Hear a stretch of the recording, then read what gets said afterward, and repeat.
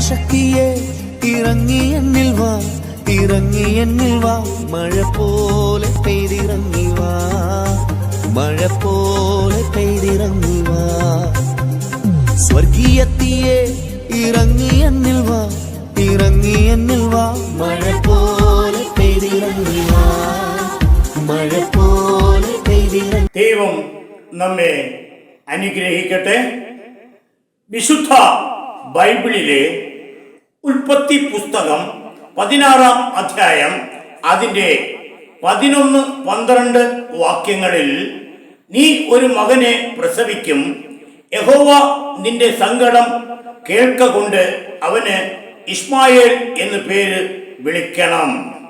അവൻ കാട്ടുകഴുതയെ പോലെയുള്ള മനുഷ്യൻ ആയിരിക്കും. അവന്റെ കൈ എല്ലാവർക്കും വിരോധമായും എല്ലാവരുടെയും കൈ അവന് വിരോധമായും ഇരിക്കും. അവൻ തൻ്റെ സകല സഹോദരന്മാർക്കും എതിരെ പാർക്കും എന്ന് അരുളി ചെയ്തു. ഹല്ലേലൂയ. അബ്രഹാമിന്റെ കാലത്ത് കനാൻ നാട്ടിൽ നിലനിന്നിരുന്ന ആചാരമനുസരിച്ച്, ആ രീതി അനുസരിച്ച് തൻ്റെ ഭർത്താവിന് ദാസിയെ നൽകണമെന്ന് വ്യവസ്ഥയുണ്ട്. ഇതുപ്രകാരമാണ് യാക്കോബിന് ലേയയും റാഹേലും ഭാര്യയായി നൽകിയത്.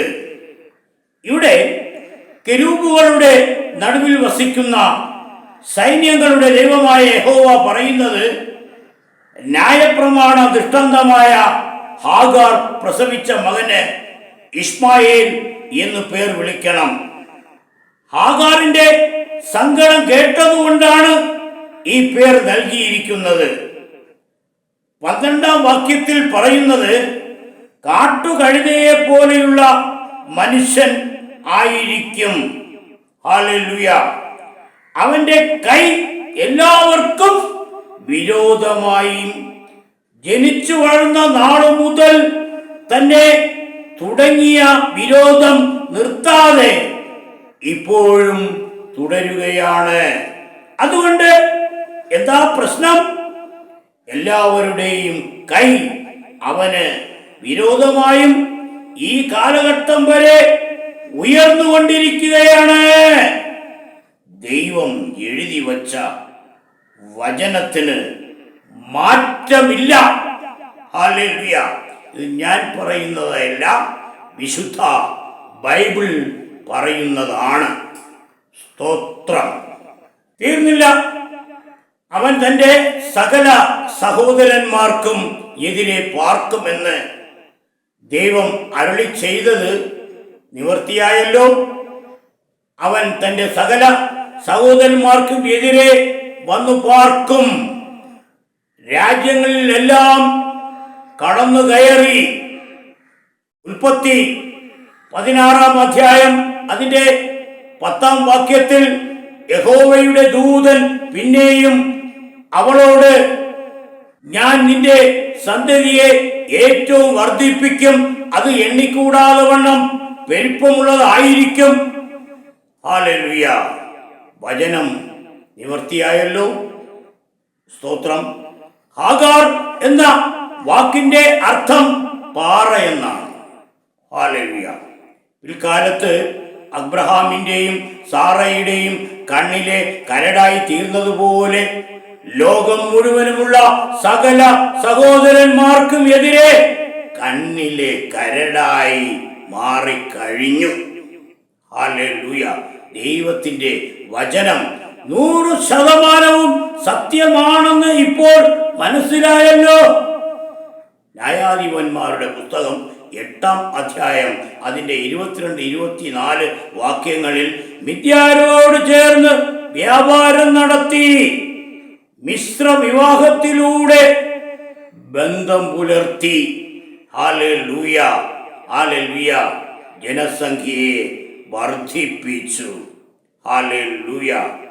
ഇശ്മായേൽ എന്ന വാക്കിന്റെ അർത്ഥം ദൈവം കേൾക്കുന്നു എന്നാണ്. ഹല്ലേലൂയ. ഉൽപ്പത്തി പുസ്തകം 25-ാം അധ്യായം അതിന്റെ 17-ാം വാക്യത്തിൽ ഹല്ലേലൂയ, ഇസ്മായേൽ 137 വർഷം വരെ ജീവിച്ചു. മത്തായിയുടെ സുവിശേഷം 24-ാം അധ്യായം അതിന്റെ 6-ാം വാക്യത്തിൽ നിങ്ങൾ യുദ്ധങ്ങളെയും യുദ്ധശ്രുതികളെയും കുറിച്ച് കേൾക്കും. ചഞ്ചലപ്പെടാതിരിപ്പാൻ സൂക്ഷിച്ചുകൊള്ളുവിൻ. അത് സംഭവിക്കേണ്ടത് തന്നെ, എന്നാൽ അത് അവസാനമല്ല. 7-ാം വാക്യം ജാതി ജാതിയോടും രാജ്യം രാജ്യത്തോടും എതിർക്കും. ഹല്ലേലൂയ. യെശയ്യാ പ്രവാചകൻ 19-ാം അധ്യായം അതിന്റെ 2-ാം വാക്യത്തിൽ ഞാൻ മിസ്രയീമ്യരോട് കലഹിപ്പിക്കും. അവർ ഓരോരുത്തൻ താന്താന്റെ സഹോദരനോടും ഓരോരുത്തൻ താന്താന്റെ പട്ടണത്തോടും രാജ്യം രാജ്യത്തോടും യുദ്ധം ചെയ്യും. ഹല്ലേലൂയ, സ്തോത്രം. ഇവിടെ ഇറാനും ഇറാഖും പാകിസ്ഥാനും ഇറാനും ഇങ്ങനെ പരസ്പരം തമ്മിൽ യുദ്ധം നടത്താറുണ്ട്. ഹല്ലേലൂയ. അതുപോലെ ചെറിയ ചെറിയ രാജ്യങ്ങളും തമ്മിൽ ചെറിയ ചെറിയ യുദ്ധങ്ങളും ചെയ്തു വരുന്നുണ്ട്.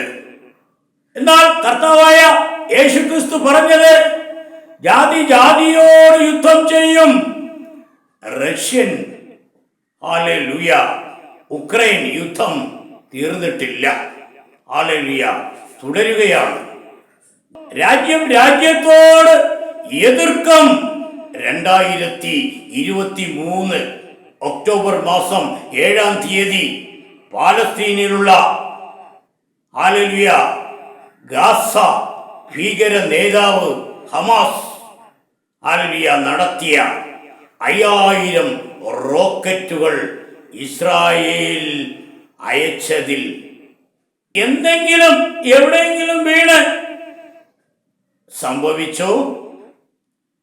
ഇസ്രായേലിനകത്ത് തീവ്രവാദികൾ കടന്നു കയറി 2000-ത്തിലധികം പേരെ പിടിച്ചുകൊണ്ടു പോവുകയും ചിലരെ വധിക്കുകയും ഹല്ലേലൂയ ഹമാസിന്റെ തടവിലാക്കുകയും ചെയ്തു. Hallelujah, hallelujah.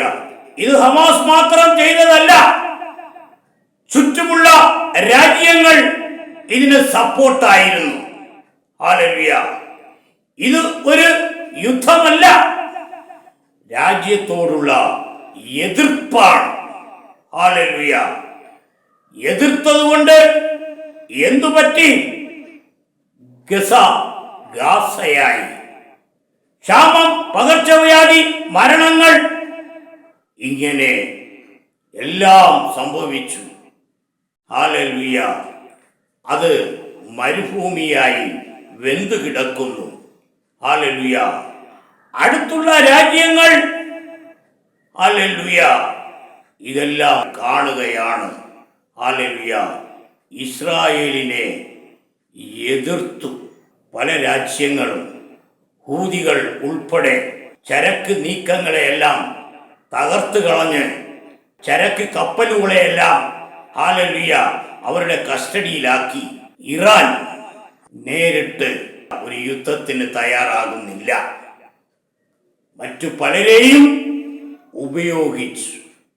ഇതാണ് ഹല്ലേലൂയ ഇറാന്റെ ഹല്ലേലൂയ തന്ത്രം. ഇറാൻ ഇസ്രായേലിനെ ഹല്ലേലൂയ ദിവസങ്ങളിൽ 300 മിസൈലുകൾ ഹല്ലേലൂയ ഇസ്രായേലിലേക്ക് അയച്ചു. ഹല്ലേലൂയ എല്ലാത്തെയും ഇസ്രായേൽ നശിപ്പിച്ചു. ഹല്ലേലൂയ.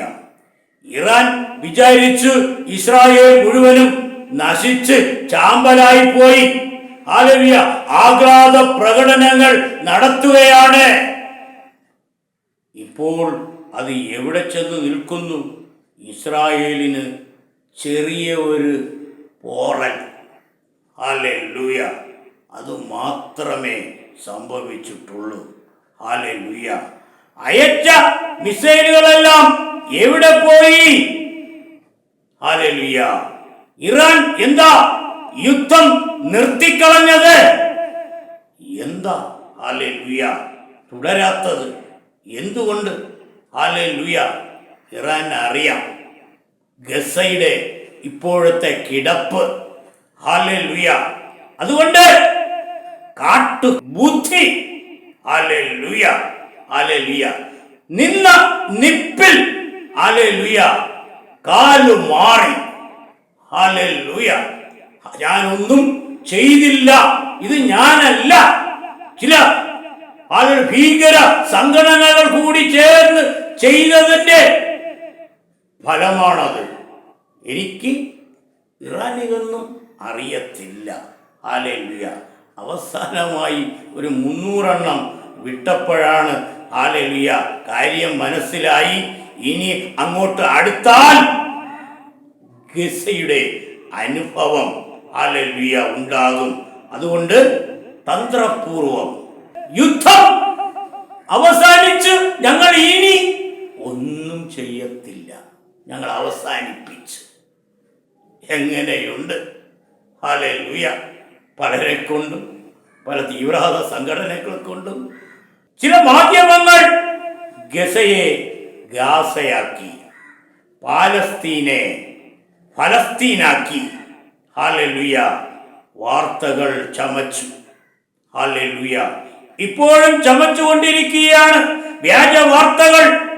പക്ഷം ചേർന്ന് ഈ കൊച്ചു കേരളത്തെ കുട്ടിച്ചോറാക്കുവാൻ ശ്രമിച്ചുകൊണ്ടിരിക്കുന്നു.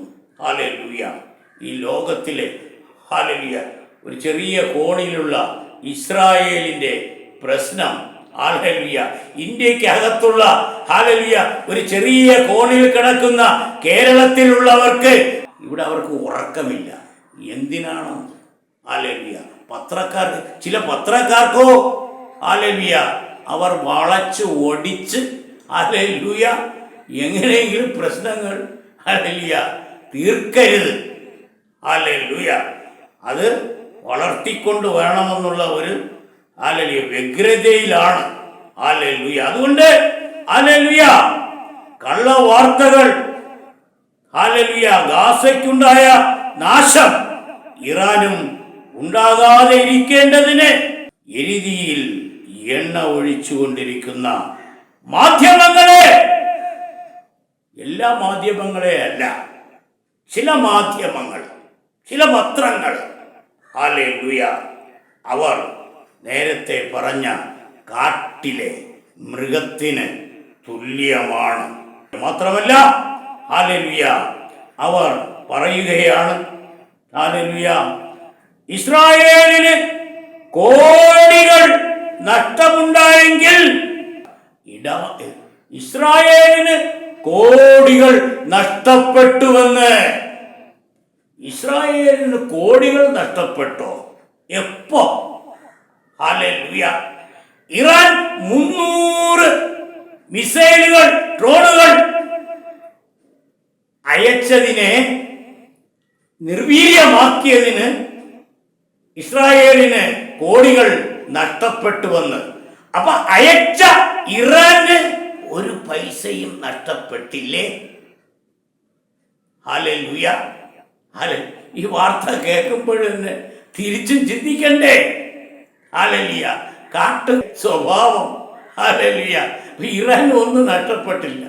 ഇനിയൊരു ഹല്ലേലൂയ യുദ്ധത്തിന് ഹല്ലേലൂയ ഒരു ഭീകരവാദത്തിന്, ഭീകര പ്രവൃത്തികൾക്ക് ഹല്ലേലൂയ ഒരു രാജ്യവും കൈപ്പൊക്കരുത്, ഇന്ത്യയിലായാൽ പോലും.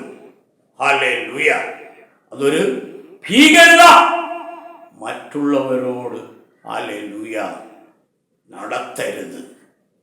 ദൈവം നമ്മെ അനുഗ്രഹിക്കട്ടെ. ആമേൻ.